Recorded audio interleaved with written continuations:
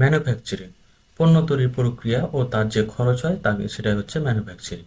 Merchandising পণ্য তৈরির সাথে সরাসরি যুক্ত নয়, কিন্তু সেই পণ্য তারা কিনে আবার বিক্রি করে।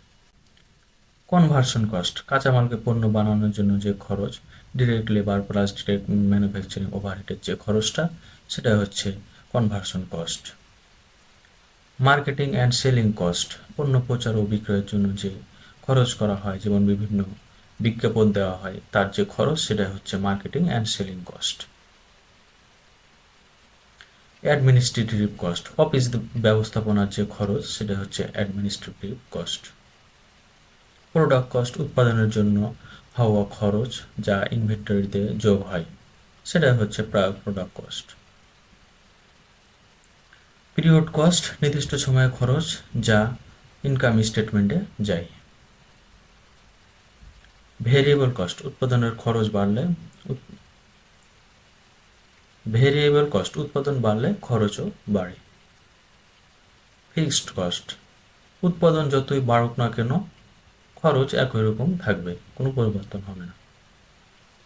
ডিরেক্ট কস্ট সরাসরি পণ্যর সাথে যুক্ত যে খরচ সেটা হচ্ছে ডিরেক্ট কস্ট। ইনডিরেক্ট কস্ট সরাসরি পণ্যর সাথে যুক্ত নয়, কিন্তু সেটা আবার প্রয়োজনীয়। অপরচুনিটি কস্ট বিকল্প সুযোগ হারানোর যে খরচ সেটা হচ্ছে অপরচুনিটি কস্ট। ডিরেক্ট ম্যাটেরিয়াল কাঁচামাল যা সরাসরি পণ্য তৈরির কাজে লাগে সেটা হচ্ছে ডিরেক্ট ম্যাটেরিয়াল।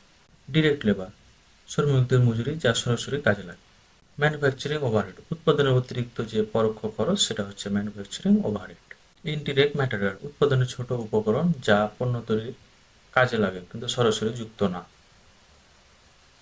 ইনডিরেক্ট লেবার পরোক্ষভাবে যুক্ত সহায়ক শ্রমিকদের যে বেতন সেটা হচ্ছে ইনডিরেক্ট লেবার। প্রাইম কস্ট হচ্ছে প্রধান উৎপাদন যে খরচ সেটা হচ্ছে prime cost. Direct material plus ডিরেক্ট লেবারের যে খরচ, এই খরচটা হচ্ছে প্রাইম কস্ট। সাঙ্ক কস্ট আগে খরচ হয়েছে কিন্তু সেটা আর ফিরে পাওয়া যাবে না। ফ্রেজ কস্ট পণ্য পরিবহনের যে খরচ সেটা হচ্ছে ফ্রেজ কস্ট।